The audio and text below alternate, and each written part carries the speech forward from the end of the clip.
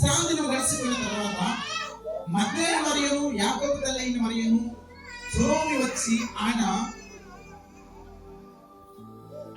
ఆయనకు తీయవలని సుగంధ ధైర్యము పొందిరి. వారు ఆదివారం పెద్దల కాడ లేచి బయలుదేరి సూర్యోదయమైనప్పుడు సమాధి ఎదుకు వచ్చుచుండగా సమాధి ద్వారం నుండి ఒకరును ఆ రాయితును ఎవడో పొర్లించని ఒకరు చెప్పుకునేది. Praise the lord. యేసు వారు ఆ దినం చెప్పిన ప్రమాణం 3వ దినం లేస్తారని చెప్పినప్పుడు మగ్దలేనే మరియ యాకోబు అయినటువంటి తల్లి అయినటువంటి మరియ సలోమి సమాధి కాడికి వచ్చారు. యేసే ఉన్నాడా లేడని నిజంగానే చూద్దామని లేచాడా లేదని ఇదిగో ఇద్దరు స్త్రీలు వచ్చారంట. ఎవరు వచ్చారు? యేసే చూడటానికి ఎవరు వచ్చారు? మగ్దలేనే మరియ యాకోబు తల్లి అయినటువంటి మరియయు సలోమియు వచ్చి ఆయనకు పూయవలని సుగంధ ధైర్యము కొనుక్కొని వారి ఆదివారం పెద్దల కాడ లేచి సమాధి కాడికి వచ్చినట్ట. Praise the Lord. హల్లెలూయా. ఎవరు చూద్దామని? యేసయ్య చనిపోయి సమాధిలో ఉంచబడ్డాడు కదా, ఆయన చెప్పిన లేఖనాల ప్రకారం 3వ దినంలో లేస్తానన్నాడు కదా. మగ్దలేనే మరియు యాకోబు తల్లిటువంటి మరియను సలోమి సమాధి కాడికి వచ్చి ఆయన పూయవలని సుగంధ ధైర్యం కొనుక్కొని వచ్చారంట. Praise the Lord. హల్లెలూయా. మిగతా జనం లేరా?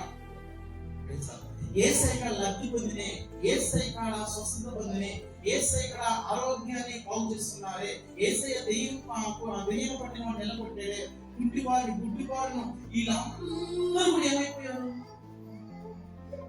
బాధ్యత లేదా?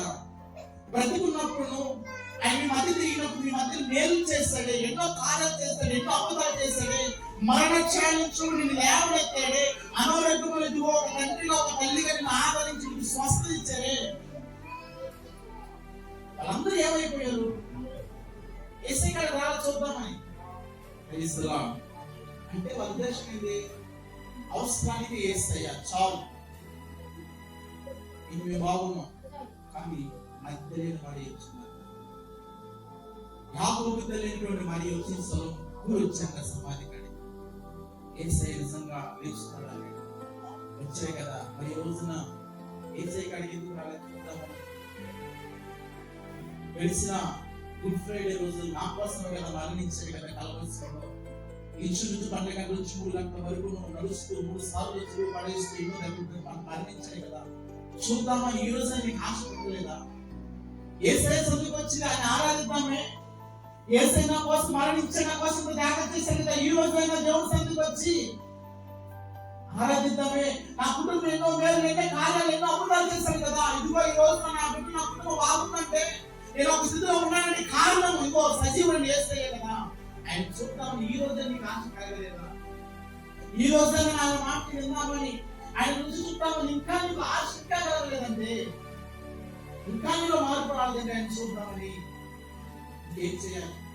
ఎవరైనా సహిస్తారా? కుమార్తె మాట్లాడుతుంటే కొడతామని తిరుగుతామే. ఒక రోజు బడికి పోవాలంటే ఎన్నో కొట్టి ఎందుకు బడికి పోవాలంటే మీకు ఫీజులు కట్టలేకపోతున్నామంటే ఏ రోజు ఏ తల్లిదండ్రులైన కుమారులైన కుమార్తెలైన మీరే ఈ రోజు తెచ్చుకోకపోతే ఏ రోజు కొట్టారా? ఏ రోజున గట్టించారా? ఎందుకని దేవుడు పెట్టిందే కదా. ఆ బాధ్యత మన మీద ఉంది కదా. కుమారుడు చూడు, యేసయ్యను చూద్దామని వచ్చారు. ఈ రోజు యేసయ్యను చూడటానికి ఎందుకు రాలేకపోతున్నాను? ఇక్కడ ఏమన్నా పని ఏం చేయట్లేదు కదా. ఇక్కడైనా కాదు, ఏ సంఘాలు ఎక్కడేమన్నా వెళ్ళొచ్చు కదా. నీ జీవితాన్ని మార్చుకోవచ్చు కదా, నీ బ్రతుకులు మార్చుకోవచ్చు కదా. చూడండి, పురుషులు రాలేదు కానీ 12 మంది శిష్యులు, ఆ 11 మంది శిష్యులు రాలేదు కానీ చనిపోయాడు కదా. 11 మంది శిష్యులు చూద్దామని ఆశ రాలేదు, స్త్రీలు వచ్చారు. అంటే స్త్రీలు ఎంత ప్రేమించారు. స్త్రీ లేకపోతే చూస్తే, స్త్రీ లేకపోతే ఈ యొక్క జగత్ పునాది యేసయ్యను అంతగా ప్రేమించారు. ఏ స్త్రీ లేదు యేసయ్య మనకి అవసరం లేదా? ఎప్పుడు కాలం చేతిలో అందరూ వచ్చినప్పుడు, అనారోగ్యం వచ్చినప్పుడు తెలుసు, అంతే కదా. ఎక్కడ జరుగుతుంది అంతే కదా. నువ్వు మార్పు ఏమో చదివి నేనైనా మార్పు నేను చెబుతా. నాకు బలింపు వచ్చింది, కడుపు వచ్చింది, నేను ఎందుకుంటామా? మీ మీద నేను చెబుతాను. అంత నాలుగు కొట్టాడు, వచ్చేది కొట్టాడు, అందుకని కదా నమ్ముకుంది. అదే ఎక్కడ లేకపోతే నేను కూడా లోకంలో ఎక్కడో విధానం. Praise the Lord. హల్లెలూయా. అంటే మేము హింసించాలి కాదు చెబుతున్నా, గ్రహించాలి, ఆలోచించాలి. కందల కడలేసి వచ్చినామా? ఏ రోజున కందల కడలేసి ఏసేసి వచ్చామా? ఏసేసని ఊడుద్దామే, దేవుడి మందిరం ఊడుద్దాం, మన ఇల్లు ఊడ్చుకుంటున్నామే, మనం శుభ్రంగా ఉంటున్నామే, ఏసైన మందిరాన్ని ఎప్పుడైనా శుభ్రం చేద్దాం ఆలోచన వచ్చిందా? ఈ రోజున వాహనం కొట్టడానికి సమయం ఉండింది, పెళ్లి చేసుకోవడానికి సమయం ఉండింది, ఊరికి వెళ్ళడానికి సమయం ఉండింది, పనికి వెళ్ళడానికి సమయం ఉంది. కానీ నీ జీవిత నిత్య జీవానికి తీసుకెళ్ళి యేసయ్యను హల్లెలూయా. ఈ రోజు నేను చెప్పే మాటలు నొప్పిగా అనిపించవచ్చు, ఇవే మీకు చేతి అయినటువంటి కీర్తిగా మార్చి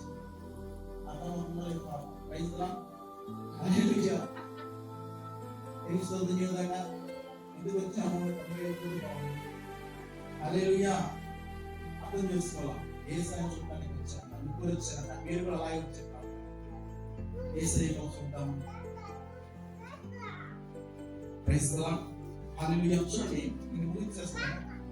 యేసయ్యను చూడటానికి సమాధి కాడికి వచ్చిన ముగ్గురు స్త్రీలు కూడా మనం అలా పక్కన పెట్టేస్తాం. కొనుక్కొచ్చారా? ఏం తెలుసా? సుగంధ తైలం కొనుక్కొని వచ్చారు, సొంత డబ్బులతో కొనుక్కొచ్చి యేసయ్యకు చూద్దామని యేసయ్యకు చూద్దామని కొనుక్కొని వచ్చాడు. సుగంధ ఏం తెలుసా? ముందు రాత్రి అంతా దంచాలి, రాత్రి అంతా దంచితేనే ఉదయానికి సిద్ధపడు. సుగంధ తైలం వాసన రావాలంటే ముందు ఏం చేస్తారంటే రాత్రి కొనుక్కొచ్చుకునే వాళ్ళు ఏం చేస్తారు? దంచుతారు. దంచిన తర్వాత కందల కాడి యేసయ్య సమాధి కాడి ఎంత సిద్ధపడ్డా మా అందరికి. సొంత డబ్బులతో సుగంధ ఏ రోజైనా దేవుని సన్నిధి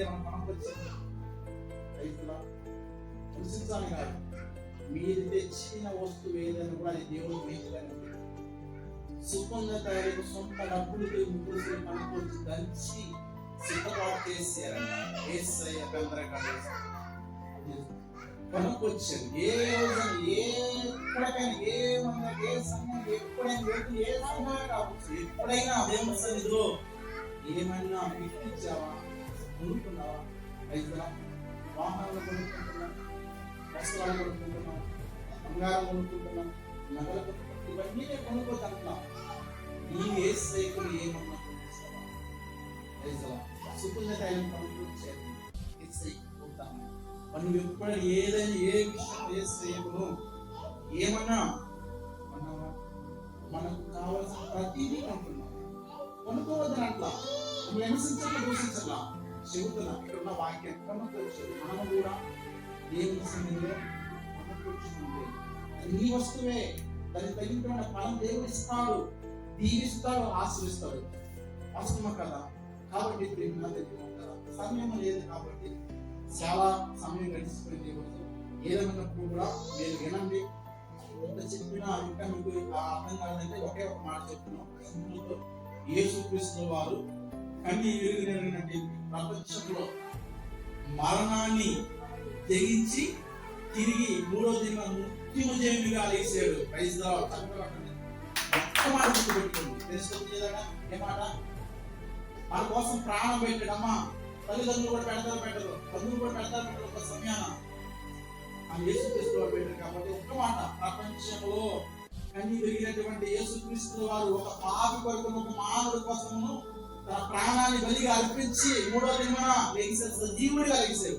ఆ దేవుడిని మేము ఆరాధిస్తున్నాం. ఖాళీ సమాధి కూడా ఉంది. కాబట్టి